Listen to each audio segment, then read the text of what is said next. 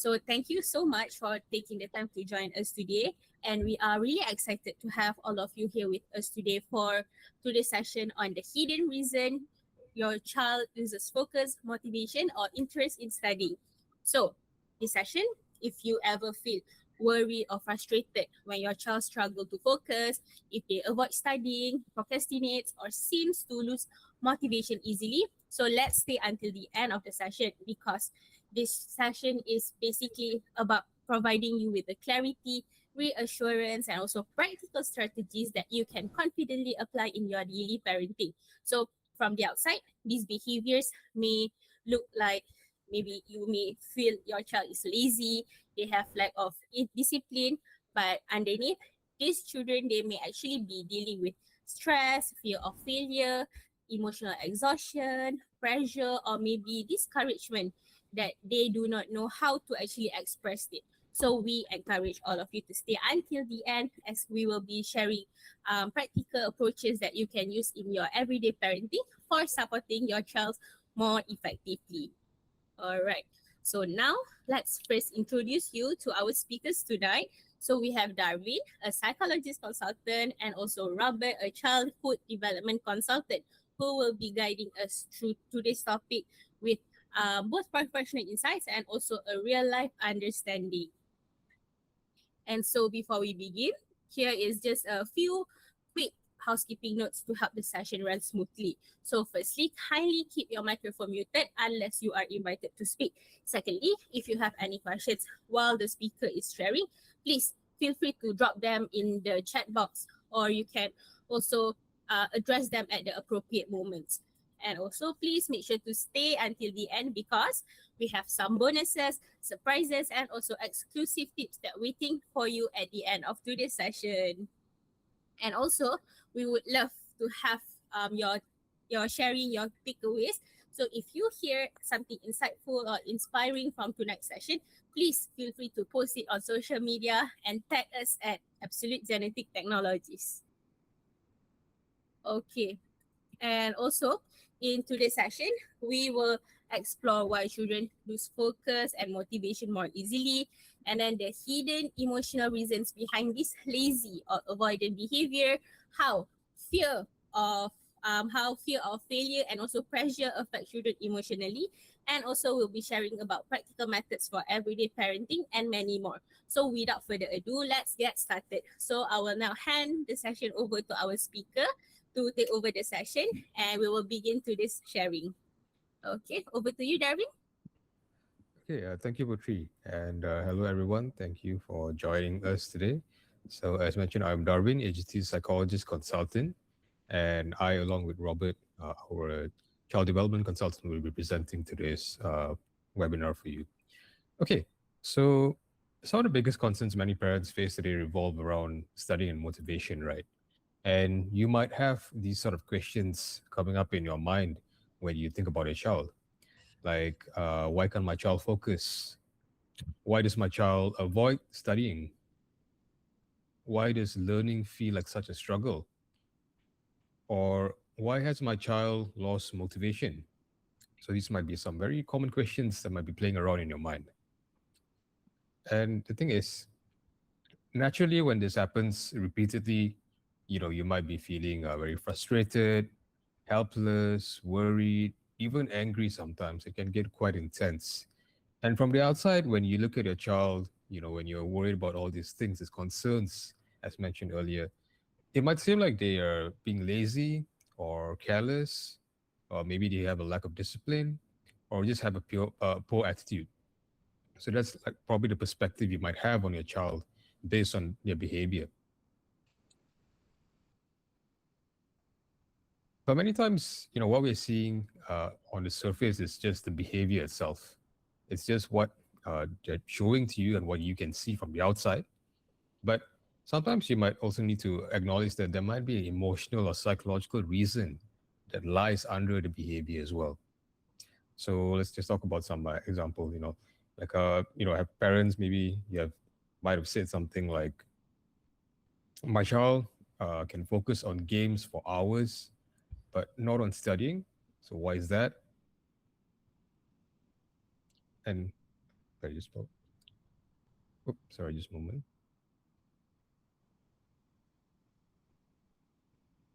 Next. Okay, yeah. Sorry about that. So yeah, maybe this is a question that you might have on your mind as well. Like, why can they focus on the games but not on studying? And the thing is that the child who avoids studying, they may actually be feeling quite overwhelmed, quite anxious, and quite emotionally exhausted. And this could also come from a fear of failure. They might be struggling with confidence as well, or they might even be mentally disconnected from learning altogether. So tonight we want to help you just better understand what may really be happening beneath these behaviors. Like, what is the reason underlying these behaviors? Because when you understand what is the root cause and you have a clear picture of what it is, then the response towards the child often changes as well. You can respond better to your child because you understand them better. Okay, so before we continue, we do want to also engage with you a little bit. So please do share with us if you have any comments, like how many parents, you can relate to this question right here. Like my child can focus on games for hours but not on studying, or if you have any similar experiences where you see they're able to do something that they enjoy for long hours, but when it comes to academics, when it comes to studying, or when it comes to maybe doing chores or something that is something related to the responsibility, they just don't seem to be able to stay a long time on it. So do give us a thumbs up as well if you feel you've experienced this before. Okay, so I do see quite a few reactions here. Yeah, so it might be something that's quite relatable, right? Like, you want your kids to do the chores, to study, but you find that they just can't seem to be able to stick to that. And they rather like spend hours playing on their phone or their iPad or the games as well. Okay, so this is actually a very important point. And we want to talk to you about why this actually matters. And a big reason for that is attention and motivation problems are actually increasing. They're definitely on the rise, especially among the kids of this current generation. And why is that? Why is that the case? So the thing is, children today, they're growing up in environments that are very different to maybe what the older generation might be used to. For example, it's a lot more stimulating these days, like devices, games, screen time, social media. I think that's definitely something that's very prevalent, very common among the younger generation these days. It's also a lot more competitive when we talk about the rat race of doing well in your studies and then further down the line like trying to find a career. It's very competitive and a lot of competition between kids. It's about who can get highest marks, who can do well in their studies, get better grades. And at the same time it's also very emotionally demanding for children. Like it's very taxing. There's a lot of challenges, there's a lot of pressure as well that they have to deal with. And the thing is that children are always, juggling school, they're dealing with tuition, enrichment classes, extracurricular activities, and there's like screen exposure, as mentioned, social comparison, performance expectations, all these different things coming like all together at once. And they might seem fine on the outside, but many are actually struggling quietly on the inside.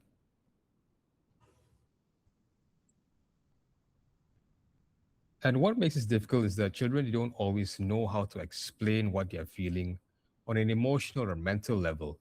Like it might be difficult for them to verbally express things like stress or discouragement. And the struggle often shows up through certain behaviors.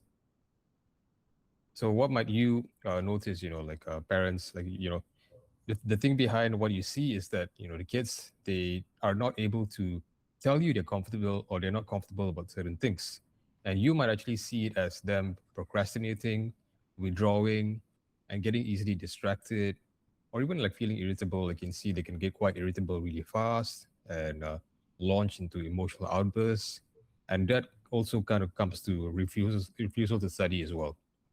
So there's all these things brewing under the surface, all these things together. But what you only see is what is on the surface itself, the behaviors that they show. And the thing is that these behaviors are actually a sign that something deeper may be happening beneath whatever you see.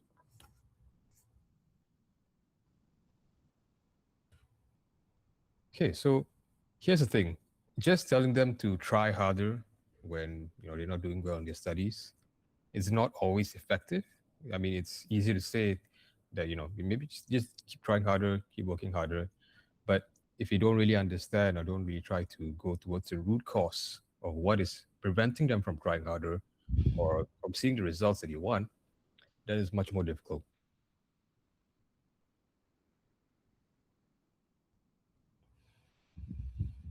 So many people may assume that discipline is all related to focus and motivation, but that is not the case. Psychologically, focus is affected by many different factors, including attention capacity, emotional well being as well, the stress tolerance, sleep quality is another factor, confidence, self confidence is very important as well. And that also relates to optimism. Like optimism is a big thing. So, a quick reflection for parents when a child struggles to study, what is usually your first assumption that you have about them? Like we talked about the behaviors that you see earlier and maybe the preconceptions you might have about your child. Like, do you think that they're lazy? Do you think that they're stressed, tired, or distracted? So do share in comments as well. Like, what do you think? What is the first assumption you might have when you see that your child is behaving a certain way, like procrastinating and refusing to study?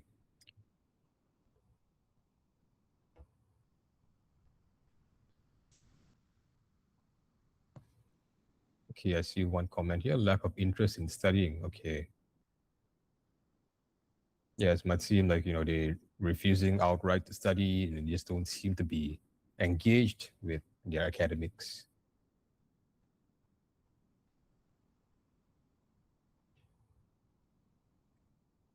So, any other perspectives on this? Like maybe you think that, oh, my kid seems like so stressed, or my kid is too lazy, like he or she doesn't want to study.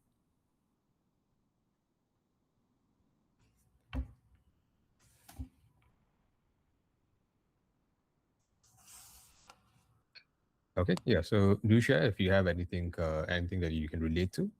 And the important thing here is that it matters that we also check our assumptions, because that really shapes the way that we obviously respond to our children and how we try to help them and how we understand them as well. Along the way, if you have any comments that you want to share as well, you can do drop it in the comments, and we'll just have a look and try to address them. And now we'll just take a look at some examples here. So, if a child who is very used to getting criticized a lot, maybe always getting scolded, always getting picked on, they may start, slowly associating studying with the stress and the emotional discomfort that comes with it.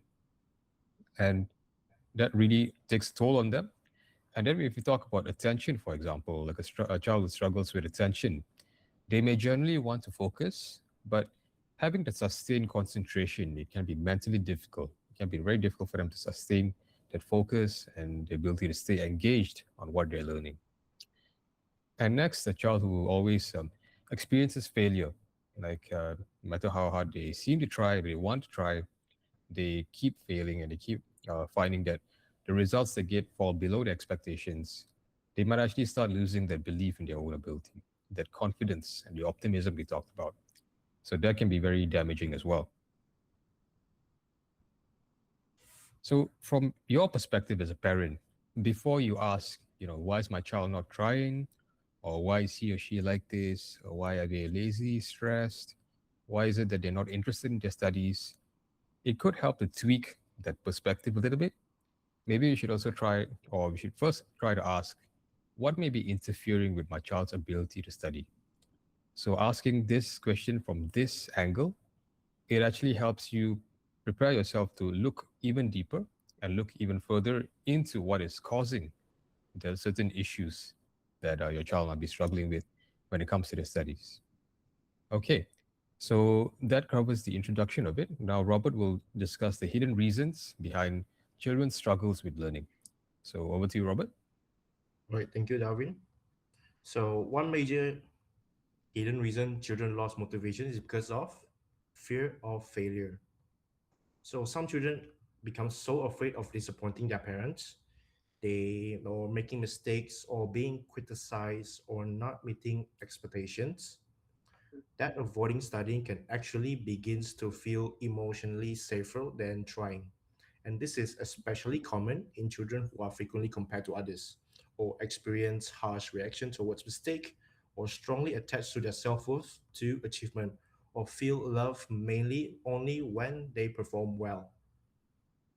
And emotionally, some children begins to think that if I don't try, failing will hurt less.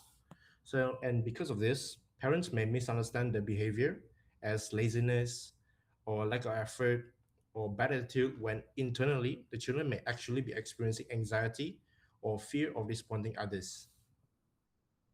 And so, what are the signs of fear based avoidance?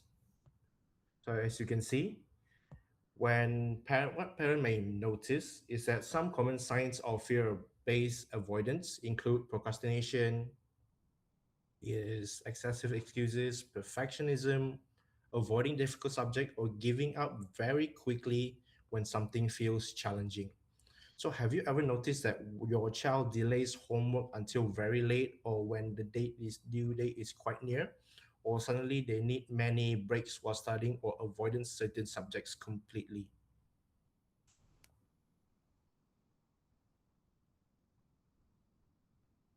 And then sometimes, on the surface, this behavior can easily look like laziness. But emotionally, avoidance can sometimes function as coping mechanism. For some children, avoiding the task feels emotionally safer than facing the possibility of failure or disappointment. As for reason number two, there is pressure and also burnout. So another major issue affecting children today is burnout. So many children live highly in a highly structured, how do you say, lives filled with school hours, tuition fee, packed schedules, and also constant expectation to perform. And over time, some children become mentally drained, emotionally numb, and disconnected from learning and exhausted by continuous performance pressure. And at this stage, focus becomes weakening and motivations drop and resilience and persistence become affected. And studying starts feeling emotionally heavier rather than being meaningful. And so, just a quick question. How many parents here feels that children today are constantly rushing from one task to or classes to another?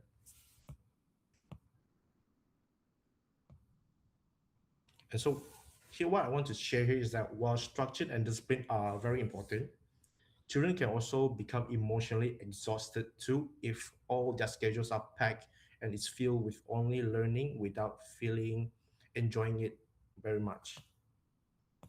And so when learning becomes the only about performance, so many children actually begin school naturally curious. So what I mean is that they enjoy asking questions, exploring ideas, and learning new things. But over time, learning sometimes become heavily associated with grades, with learning,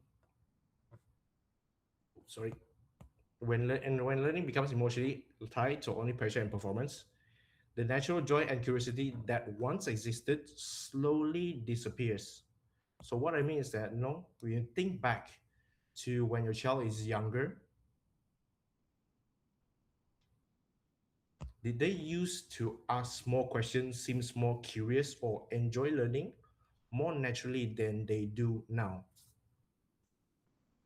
Mhm. And then so when sometimes children do not lose,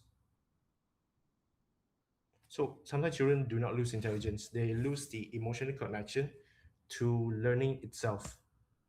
Yeah, so this is what was caused by the damage of constant comparison. So when it comes to constant comparison often reduce motivation instead of increasing it. So many parents compare children hoping it will motivate them to improve. But emotionally, comparison often creates shame. It creates insecurity, resentment, and hopelessness instead. So children may slowly begins to think that, oh, I will never be good enough. Why even try? Or others are naturally better than me. Every other people are better than me. And over time, this all this repeated comparison can damage confidence and emotional safety if we are not, how do you say, honest with ourselves as adults. When we are constantly compared to others, it usually does not make us feel more confident or motivated. And this also applies to children. So children emotionally experience comparison very deeply too when they are constantly being compared to other children or other people. And then the hidden reason number three is the learning mismatch. So what are the learning mismatch I'm talking about? So not all children learn effectively through the same method. Some children learn through visual, some learn through repetitions, some learn through movement, some learn through discussion, and some other kids learn through hands-on activities experience.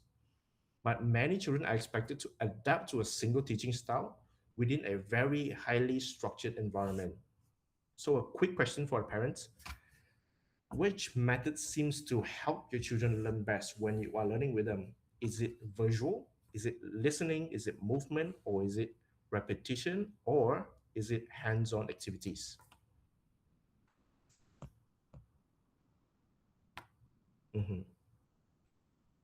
All right, so I continue. So sometimes children are not refusing to learn. They are just struggling with the way learning is being delivered. And when children repeatedly struggle in an environment that does not fit to their natural processing style, they may become more frustrated, they become more discouraged and disconnected from the studying altogether. And yes, that is from my sharing. Now I'll pass it to David for him to continue. Okay, thank you very much, Robert, for sharing the hidden reasons behind what struggles might be that your child is facing. Okay, so now let's talk about. Okay, sorry about that. Yeah. Now let's talk about what actually helps. Like, what are some practical tips that could be helpful for you in order to support your child and to make sure that they can learn more effectively and really go deep into the underlying causes that is preventing them from engaging with their studies well.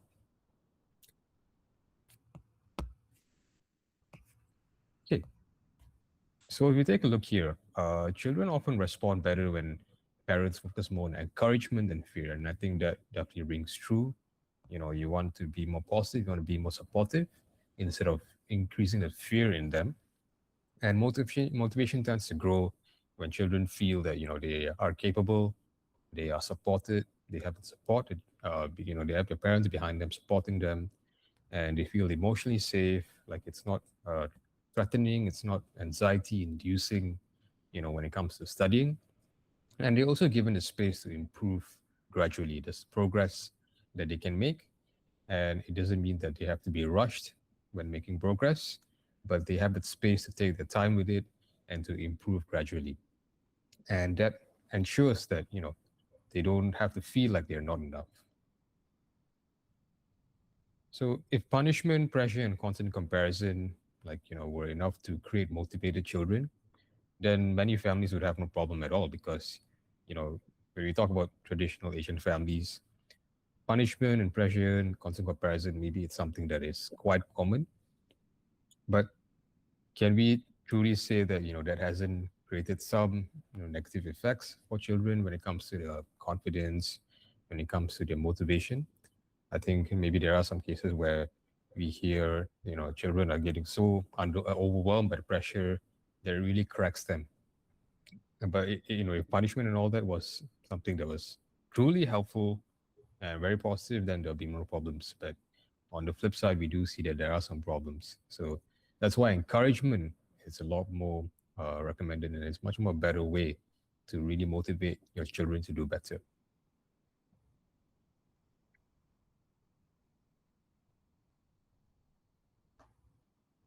So naturally, that brings forth this very important question here. What actually helps children reconnect with learning in a healthier way? So let's take a look.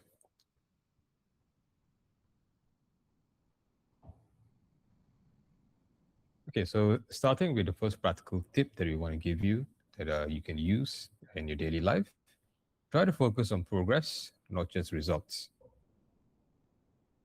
So, one important shift that we do want to recommend that you can make is to learn to acknowledge the effort that a child makes, the consistency that they put in when they're trying to improve, and the improvement itself. Because it's not just about grades, right? It's not just about how many marks they score, but we also want to look at the final outcomes and how it really changes them uh, in a more holistic way. So here's an example that we can give you. Instead of only saying, okay, why do you get this mark? Like just looking at the marks. Maybe you can try saying something like, okay, I noticed that you put in more effort this time. You know, you've put in the effort, you put in the work. Or you can even say, I'm very proud that you kept trying, even though it's difficult. So, this helps children build confidence and resilience because you're not just, talking about that certain mark that they get, like that specific benchmark, and you're not associating studying only with the pressure to score high and the fear of not scoring what is expected of them. And instead, you're flipping it the other way, where you're looking at the effort they put in and ensuring that they are motivated to continue progressing and continue trying to get improvements. So that's the first one. And the second one is break larger tasks into smaller steps. So the thing is, sometimes children they tend to lose motivation, right? Because it could be very mentally overwhelming to do a very difficult task and to try to do it all together at once. So instead of expecting a child to complete everything at once, it will be helpful to break it into smaller and more manageable goals. So some examples here, like you could try maybe just 20 minutes of focused studying, and then take a short break, and after that continue again. So this is actually a technique that's quite well known called the Pomodoro technique. So when you do this, it's actually a lot more easier for kids to focus because they don't have to focus for a long period of time and then like try to stay engaged the whole time. But taking short breaks, it obviously helps because it really places importance in the attention span and also the ability to focus and also not to overwhelm them too much with the physical and mental effort and the emotional effort it takes as well of trying to stay engaged. So when the task feels more achievable, children are less likely to shut down emotionally, and that definitely helps them to a much greater degree when it comes to focusing on their studies. Okay, so the next one is reduce excessive comparison. So obviously, comparison is something that's very common in Asian families as well, and you're always comparing, a child with their brother, a sister, a cousin, friends, neighbors, whoever.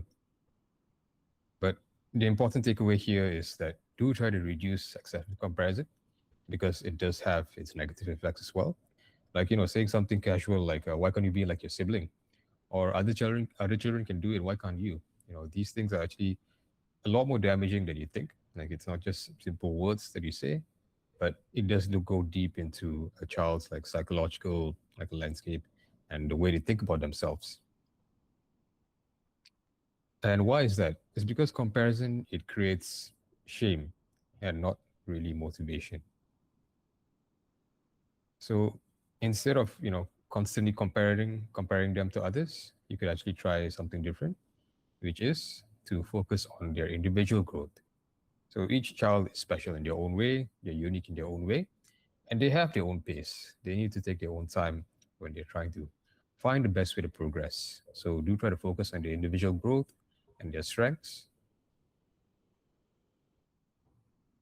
And also do that, try to compliment them when they show even a smaller sign of improvement and encourage them to maintain the progress. So yeah, maybe it might be quite at times frustrating to see moments where they don't make progress or the progress is slower than others.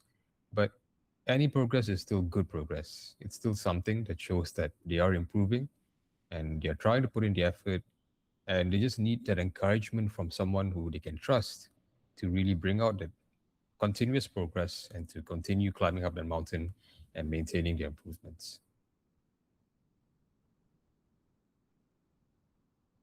So as mentioned, the children progress at different speeds. They need their own pace, they need their own time to really figure out the best way to progress. And the important factor here is emotional safety. It's very important because it helps their confidence and it also helps their learning as well.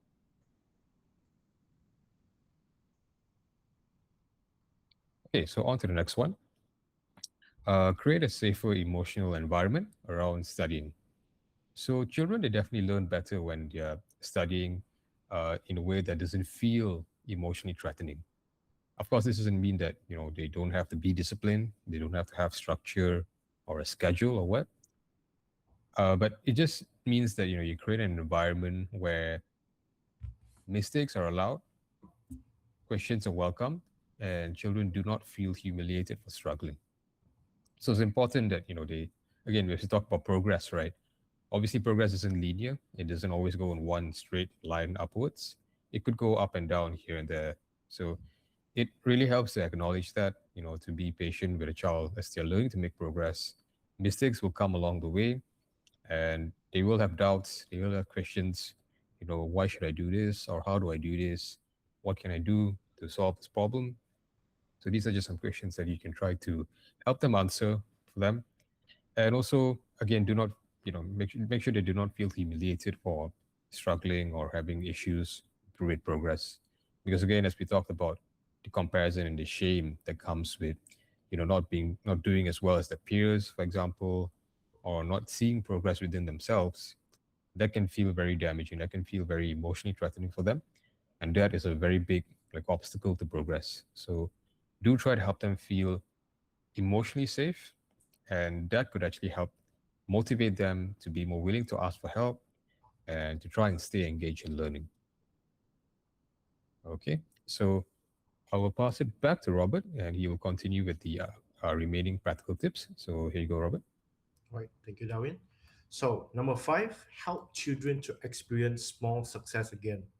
So, children who are constantly experiencing failure often stop believing they are capable of it. So, one important strategy is to help children to rebuild their confidence through small, achievable success. So, this could mean starting with easier tasks, celebrating gradual improvement, or allowing children to experience mastery step by step. And motivation often return when children begins feeling that, oh, I can do this, or maybe I can actually do this, it's quite easy for me. And then we go to number six, which is when your children look lazy, but or pause and check the real causes. So instead of reacting to behavior, quickly check with using these three questions. So is my child tired or burnt out? Or is my child afraid of making mistakes? Or the third one is that, is this the way I'm teaching matching how my child learns? So how this help is that this helps shift from discipline mode to understanding mode. So number seven, which is replace why are you so lazy with curiosity based questions. So try to ask your children, like, what part of this is very hard for you? Or what makes you not want to start a certain task? Or is it confusing? Or you are just not interested in doing what you are told to do? So, or lastly, is that how do you feel stressed when you study this? So, this reduce the defensiveness and also open communication for you to understand your child better before they start doing their tasks, and so you can understand that why they feel a certain things when you ask them to do a certain task. And now I'll pass it back for to Darwin for the final message.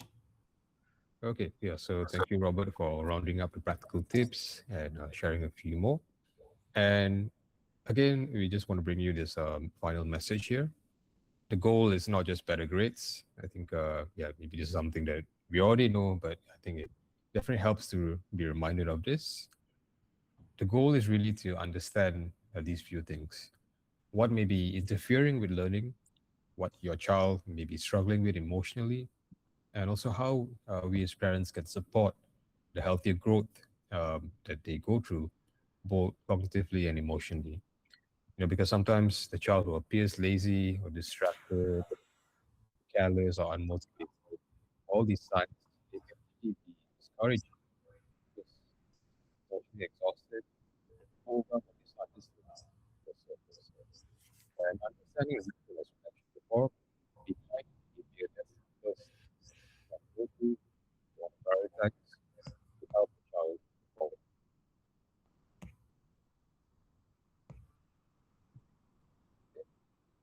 Darwin, Yeah.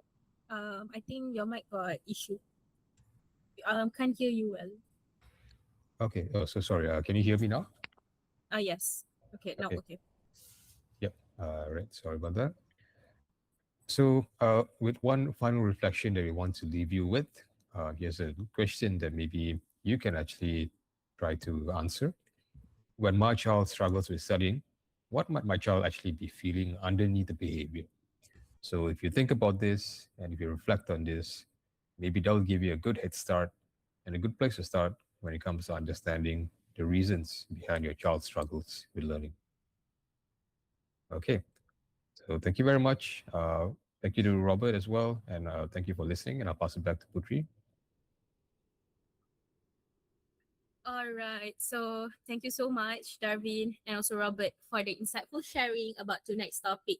So for our parents that join us tonight, so we hope you have gained all the information shared, and also as what our consultants have shared during the session about their tendencies, such as on their stress tolerance, their attention, persistence, and many other traits. So one of the ways parents can actually gain a deeper clarity on your child's natural tendencies is through the DNA testing, because through just a simple saliva swab procedure, we are actually able to decode over 120 inborn traits across key areas such as talents, their personality, emotional intelligence, learning ability, health, and also nutrition tendencies, like how a child may respond to a certain nutrients and also environments. So most importantly, I would like to highlight that this test is not about labeling your child, or it's not about predicting your child's success or failure. So it is about giving parents the clarity, so your nurturing can become more intentional, more supportive, and also aligned with who the child truly is based on their genetic blueprint. And also, I would like to highlight that our analysis is 99.8% accurate with 100% science based. Okay, so for parents who like to go one step further in understanding your child's natural tendencies, you can purchase our DNA test on our website. And also, this report can give you access to deeper insights into your child's learning style, emotional tendencies, strengths, sensitivities, and many more, as what I've mentioned just now. And alternatively, you can scan or screenshot this page for any support, or if you have any questions after this session. And also, in accordance with Father's Day, and as what we have promised in our parenting community group, so we have a free nutrition DNA test worth RM 898 for the parents that join us tonight. But of course, terms and conditions applied. So if you are interested to get this DNA test for yourself and it's for free, please kindly PM us for your eligibility check. And also, our team will be happy to assist you after this, all right? Okay. So yeah, before I go into the parenting tips, give me a thumbs up if you have screenshot the page. Okay, all right. I see many hands there. All right. So lastly, we have also prepared a special parenting guide from today's session. So you can scan the QR code, or you can just screenshot it first to not miss it. All right. So whatever that has been discussed on tonight's session, everything has been compiled into a parenting PDF especially for you. Also, give me a little thumbs up if you are done with the screenshot. All right, great. Thank you, parents. Okay, so now let's move on to our Q&A session. So I would like to open the floor to parents who have any questions to our speaker. So please feel free to open your mic, or you can also feel free to type your questions in the chat box.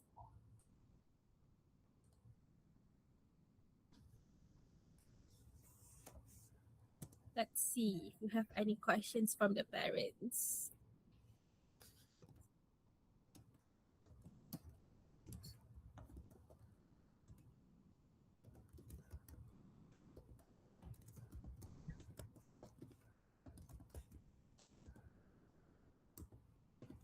Any questions coming in?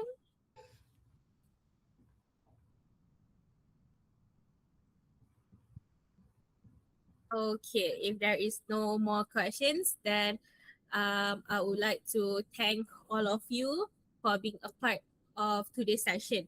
And we really hope that today's session have give you new perspective and also practical insights on how to better support your child in their studies. Okay, and if you miss the QR code for the parenting guide or for the free DNA test, you can also DM us on our Instagram or chat us on our WhatsApp, and we will share the details with you.